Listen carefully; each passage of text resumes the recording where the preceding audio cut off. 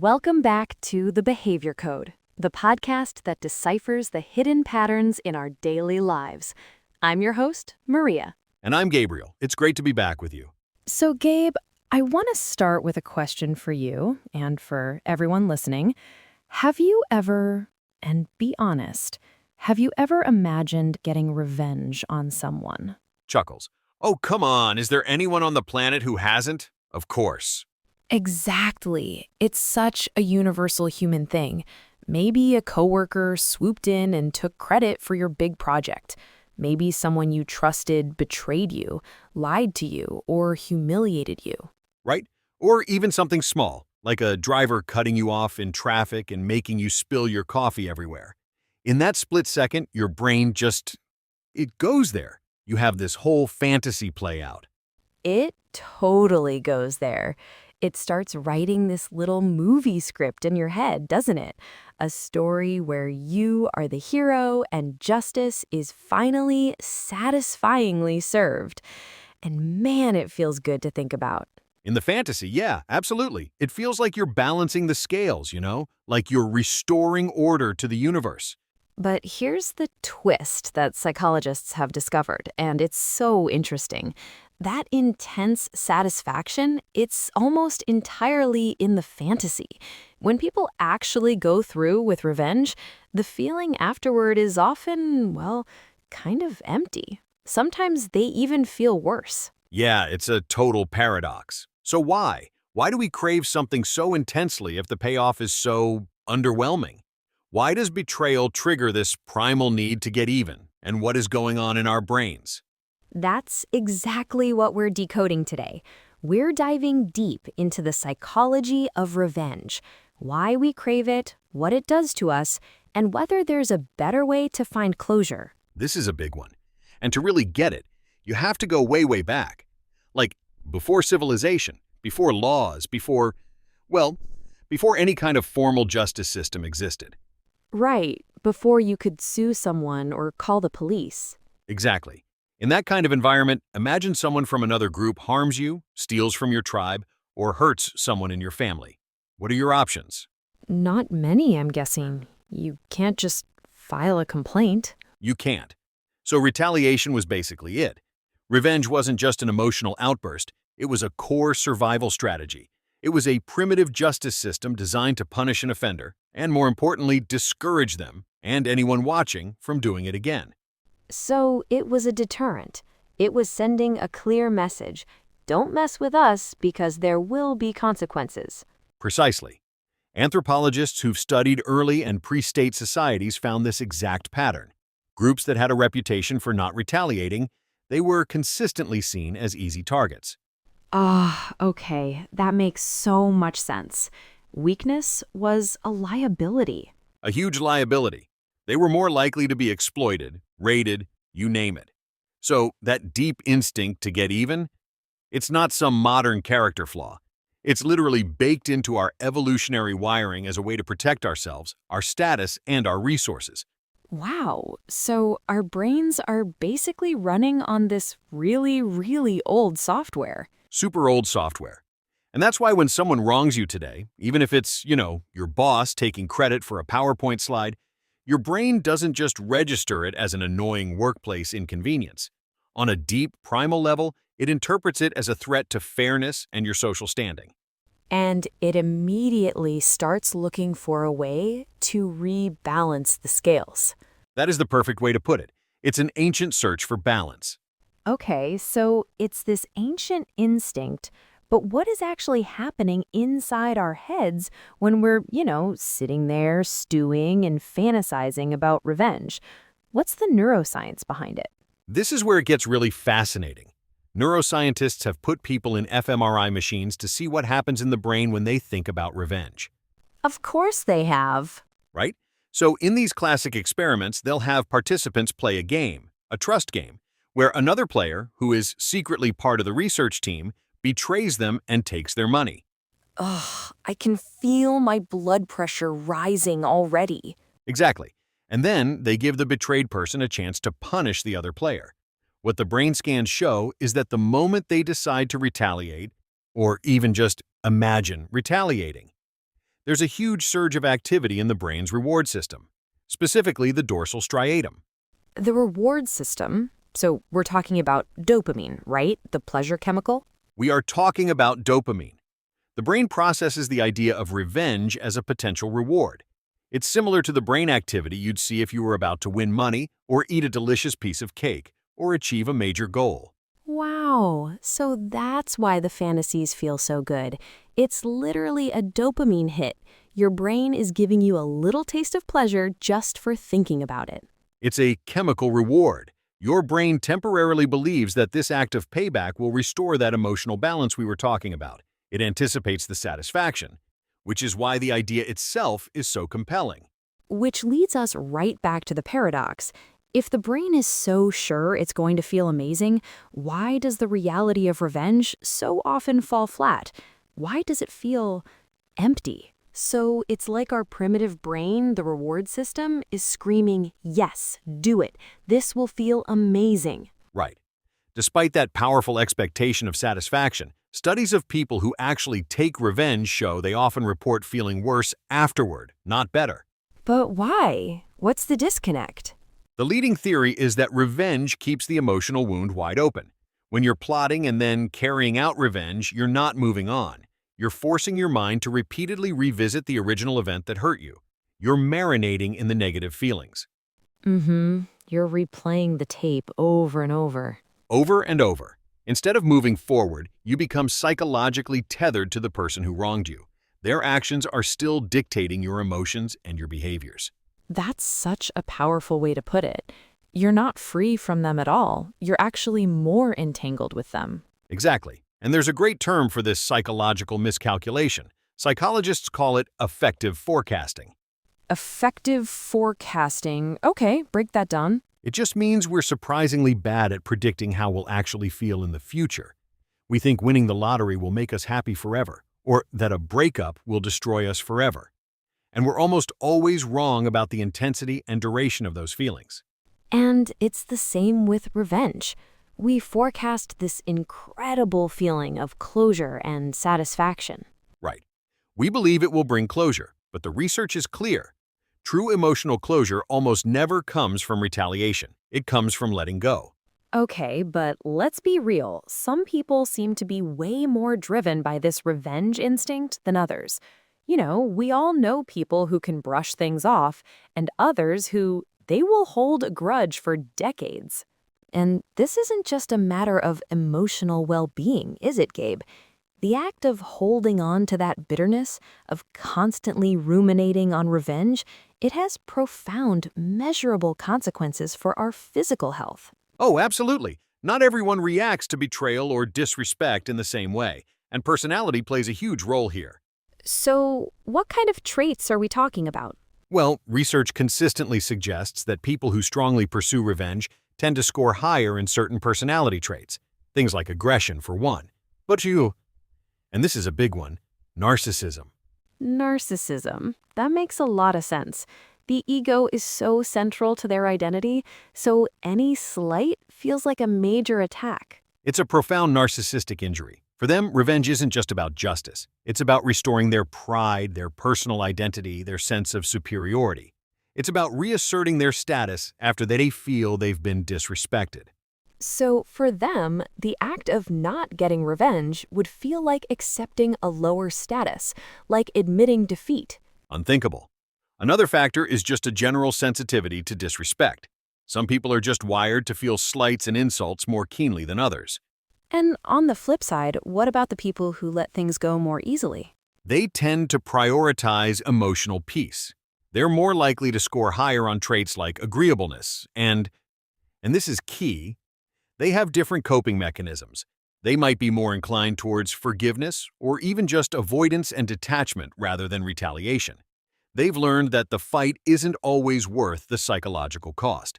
So it's not just about the instinct, but also about the personality layered on top of it. That's a great point, and it also brings up the idea of culture, doesn't it? The way we view and act on revenge isn't just about individual personality, it's also shaped by our cultural norms. Exactly. You know, we've talked about the internal drivers, But revenge is also intensely social, isn't it? It's about reputation and how we're seen by others. It's hugely social. This goes right back to the evolutionary stuff. Social reputation was everything for survival.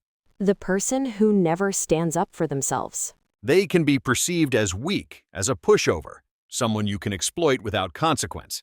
But on the other hand, someone who retaliates excessively for every little thing, They're seen as dangerous, unstable, someone you don't want to be around. right.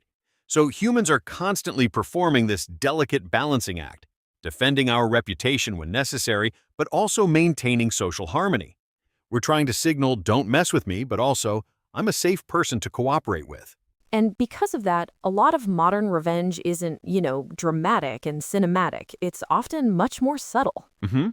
Very indirect. We're not talking about duels at dawn. We're talking about things like social exclusion. Right, intentionally leaving someone out or damaging their reputation behind their back, gossip, or even just classic passive-aggressive behavior. Totally. These are all socially safer ways to retaliate. They let you harm someone's social standing without being seen as overly aggressive yourself. It's a calculated move. And this is where things can get really dark, because revenge rarely ever just ends the conflict. In fact, it's usually the start of something much worse. Yeah, it often escalates it. Which brings us to the idea of the revenge cycle. Okay, explain that. It's simple, really.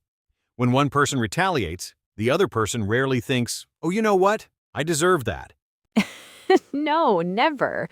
They think their original action was justified, and this new act of revenge is a totally unfair escalation. Exactly. So now they feel justified in retaliating back. And the original offender is now the victim in their own story. And this just creates a vicious cycle. Tit for tat. You see this throughout history. I mean, so many major conflicts, from family feuds like the Hatfields and McCoys to actual wars, started with one small act of retaliation that just spiraled into long-term hostility. It's the exact same pattern, just on a different scale. And we see it in our everyday lives, too. It can destroy friendships, tear families apart, and create incredibly toxic workplaces. All because nobody is willing to be the one to break the cycle. Because breaking the cycle feels like losing. It feels like letting them win. It does, which leads to the most important question of all. If revenge is so unsatisfying and destructive, what's the real alternative? And I think a lot of people assume the opposite of revenge is weakness, or just rolling over and accepting bad behavior. But that's not it at all. The real opposite of revenge isn't weakness. It's psychological control. Say more about that. Psychological control. It's the decision to take back control of your own emotional state. Remember when we said that seeking revenge keeps you psychologically tied to the other person? Yeah, they're still pulling your strings. They are. Psychological control is about cutting those strings. It's about refusing to let someone else's actions dictate your peace of mind. Research consistently shows that people who choose alternatives like forgiveness or just emotional detachment, they experience lower stress levels, fewer symptoms of depression, and a much faster emotional recovery. And it's so important to clarify that letting go or forgiveness doesn't mean you're saying the behavior was okay. It doesn't mean you're condoning what they did. Not at all. It's not about them. It's about you. It's a pragmatic decision to release yourself from the burden of anger and resentment. You're prioritizing your own well-being over the fleeting, hollow satisfaction of payback. Sometimes the most powerful response you can have is just indifference. To truly move on to a point where they no longer occupy any space in your head.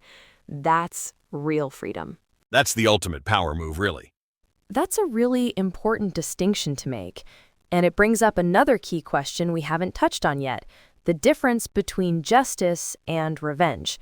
People often use the terms interchangeably, but they are fundamentally different. That's a critical distinction. Justice is supposed to be impartial, systematic, and based on a shared set of principles or laws. It's about restoring a societal balance. Revenge is the complete opposite. It is intensely personal, wildly emotional, and based on an individual's subjective experience of being wronged. Justice seeks a resolution. Revenge often seeks continuation. It wants to keep the conflict alive because the conflict is where it gets its energy. The moment the fight is over, that sense of purpose can vanish, which leads right back to that feeling of emptiness we talked about. We often try to disguise our desire for revenge by calling it a desire for justice. We say, I just want what's fair, when what we really mean is, I want them to feel what I felt. It's a way of dignifying a very primal and often destructive impulse. That's a great point. And it also brings up the idea of culture, doesn't it? The way we view and act on revenge isn't just about individual personality, it's also shaped by our cultural norms. Absolutely. In some cultures, especially what sociologists call honor cultures, not retaliating isn't just a personal choice. It can bring deep shame to an entire family or group. It's seen as a collective failure to uphold one's strength and status. Conversely, many Eastern philosophies and collectivist cultures place a much higher premium on communal harmony. In that context, public acts of revenge are heavily frowned upon because they disrupt the social fabric. Our environment really does provide the playbook for how to act on these primal urges. You know, we've been talking about revenge in these very timeless biological terms, but the way it plays out has changed so much in the modern world. I'm thinking specifically about the internet and social media.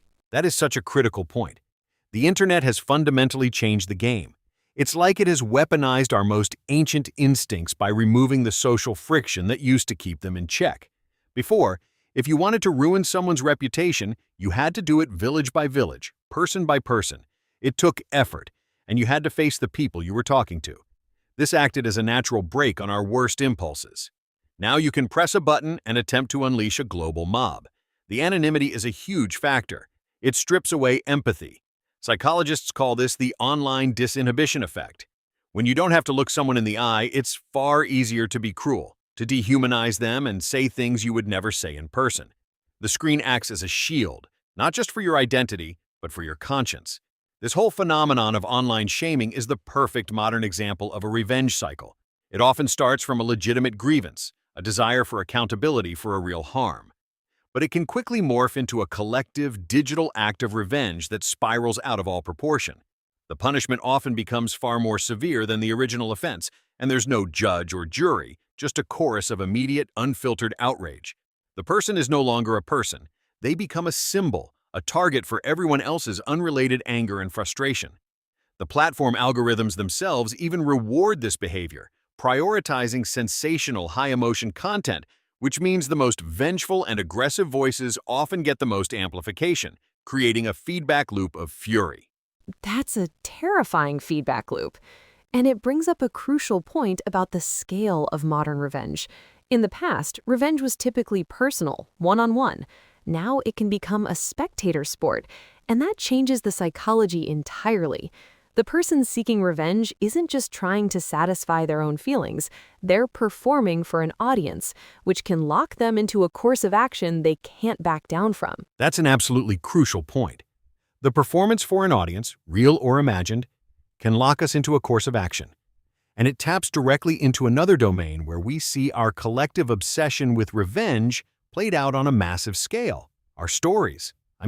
Just take a step back and think about it. From the most ancient epic poems and religious texts to the highest-grossing blockbuster films of today, how many of the most powerful and enduring narratives are built on the chassis of a revenge plot? The Count of Monte Cristo is perhaps the ultimate example, a novel that is, from start to finish, a slow, meticulous, all-consuming quest for vengeance. Shakespeare was deeply fascinated by it. Hamlet's entire psychological journey is a struggle with the demand for revenge. It's the engine of countless action movies, thrillers, and dramas. We are, as a culture, completely addicted to revenge stories. And the reason, I believe, is that they function as a perfect psychological containment field. They are a safe space where we can indulge this very dangerous primal instinct without any of the real-world consequences. When we watch a character on screen finally get their payback, our own brain's reward systems light up. We feel that vicarious thrill of the scales being balanced. We get the dopamine without the danger. The story provides a neat, clean, and satisfying arc that reality almost never does. In fiction, revenge can be righteous, it can be clever, it can be complete. In life, it's just messy. It's a wound that rarely closes. So we outsource the fantasy to our storytellers, allowing them to give us the satisfaction we crave in a form that won't destroy our lives.